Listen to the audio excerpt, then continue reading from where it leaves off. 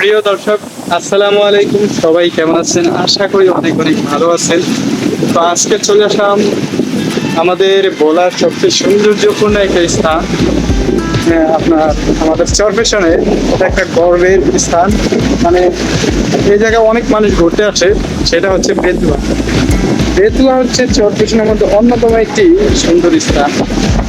তো আজকের ভিডিওতে আমি আপনাদের সঙ্গে আমাদের এই চরপেশন ভোলার মানে বেতুয়ার কিছু সৌন্দর্যপূর্ণ স্থান পরিদর্শন করব সঙ্গে আপনাদেরকে নিয়ে।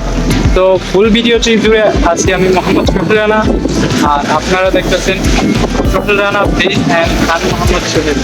তো যারা যেখান থেকেই দেখুন আমার পেজটি ফলো করে দেন, আর অলরেডি যদি ফলো করা থাকে তাহলে তো অনেক অনেক ধন্যবাদ। সো এক্সপ্লোর নাও। বন্ধুরা, আজকে বেতুয়া যাওয়ার প্রধান কারণ হচ্ছে আজকে একটু সূর্য ওঠা দেখব। সূর্য ওঠা তো সাধারণত বাসা থেকেও দেখা যায়, কিন্তু বেতুয়ার গাছ থেকে সূর্য ওঠা দেখার দৃশ্যটা অসাধারণ হবে। কেননা যখন সূর্যের বিকিরণটা পানিতে পড়ে, নদীর পানিতে পড়লে তখন জিনিসটা অসাধারণ লাগে, পানিগুলো ঝলমল করে। তো আমি আগে একবার গিয়েছিলাম, তখন দৃশ্যটা অসাধারণ ছিল। তখন হয়তো হাতে ক্যামেরা ছিল না, সেই জন্য রেকর্ড করতে পারিনি। তো আজকে প্রধান উদ্দেশ্য হচ্ছে আপনাদেরকে বেতুয়ার কিছু সুন্দর স্থান আপনাদেরকে দেখাবো এবং রৌদ্রোজ্জ্বল সময়টি আপনাদের সাথে উপভোগ করব। কিন্তু তার জন্য আমি যখন বাসা থেকে রওনা দিয়েছিলাম তখন সব কিছু ঠিকঠাক ছিল, রোদ ছিল। যখন গাড়িতে উঠে বেতুয়ার দিকে রওনা হচ্ছি, দেখুন আপনারা দেখতে পাচ্ছেন যে রোদ নেই, মেঘলা আকাশ।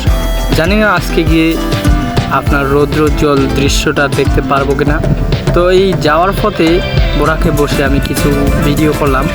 তো অবশেষে বেতুয়া চলে আসলাম। বেতুয়া এসেই আমি প্রথমে লঞ্চ ঘাটের দিকে যাই, কিন্তু ততক্ষণে সূর্য আপনার অনেকটা পশ্চিম দিকে চলে আসে, যার কারণে নদীতে আর ঝিলিকমিলিক সেই দৃশ্যটা দেখা গেল না।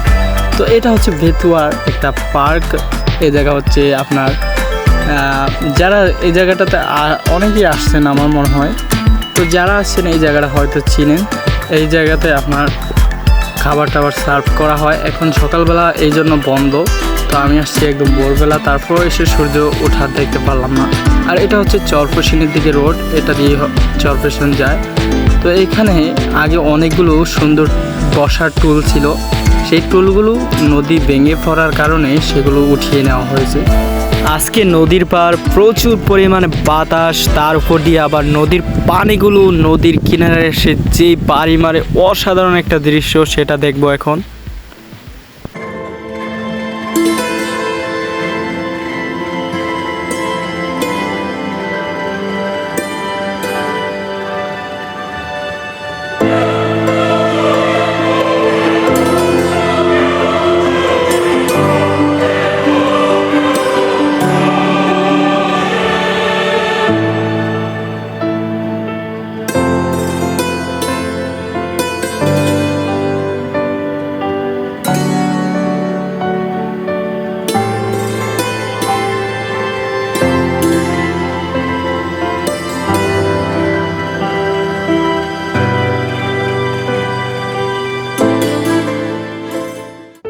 বন্ধুরা, আমার কাছে এখানকার সবচেয়ে সুন্দর জায়গা মনে হয়েছে এটা।